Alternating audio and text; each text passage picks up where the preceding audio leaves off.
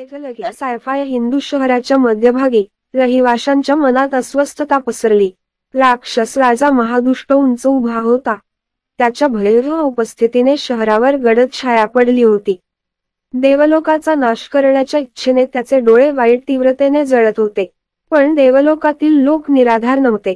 त्यांचे सर्वात महान योद्धा साक्षी नावाची एक निर्भय हिंदू स्त्री धोक्याचा सामना करण्यासाठी सज्ज झाली. तिचे लांब काळे भुवळ केस पोनीटेलमध्ये बांधलेले असताना साक्षीने तिच्या डोळ्यात तीव्र दृढनिश्चय करून राक्षसी राजा आणि त्याच्या मित्रांकडे पाहिलं. साक्षीला माहित होते की तिला तिच्या शहराचे संरक्षण करण्यासाठी त्वरित कार्य करावे लागेल. तिने तिचे विश्वसनीय सायफाय अस्त्र दिव्यांश, एक शक्तिशाली उपकरण मिळवले जे देवलोकच्या योद्ध्यांच्या पिढ्यानपिढ्या गेले होते.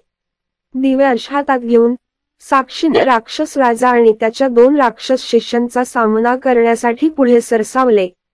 राक्षसी शिष्यांनी लेझर स्फोट आणि क्षेपणास्त्रांचा बंदोबस्त सोडल्यामुळे ही लढाई भयंकर होती. पण साक्षी ही एक कुशल योद्धा होती आणि दिव्यांशच्या सामर्थ्याने तिच्या माध्यमातून ती चकचकीत करू शकली आणि हल्ल्यांमध्ये विणकाम करू शकली. वेगवान आणि अचूक गतीने साक्षीने दिव्यांशला गोळीबार केला. दोन्ही राक्षसांच्या शिष्यांच्या इंजिनला धग दिली आणि ठिणग्या आणि ज्वाळांच्या वर्षावात त्यांचा स्फोट झाला. राक्षसांच्या शिष्यांची सायफाय यंत्रे जळत आणि धुमसत होती. त्यांची धमकी निष्फळ झाली. आता साक्षीने तिचे लक्ष मुख्य बॉसकडे वळवले.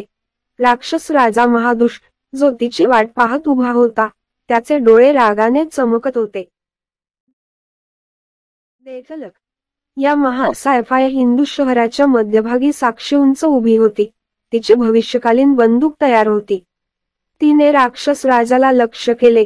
तिचे डोळे तिच्या लक्ष्यावर होते. स्थिर हाताने तिने राक्षस राजाला अविश्वसनीय शक्तीने मारलेल्या लेझर बीमचा बॅरेज सोडवून बंदूक सोडली. राक्षस राजाने एक बधीर गर्जना केली कारण तो पाठीमागे अडखळला. त्याचे शरीर प्रचंड आगीच्या स्फोटात गुरफटले. ज्वाळांनी त्याला वेढले आणि तो धुराच्या आणि राखेच्या ढगात नाहीसा झाला. धूर निघून गेल्यावर साक्षी विजयी उभी राहिली.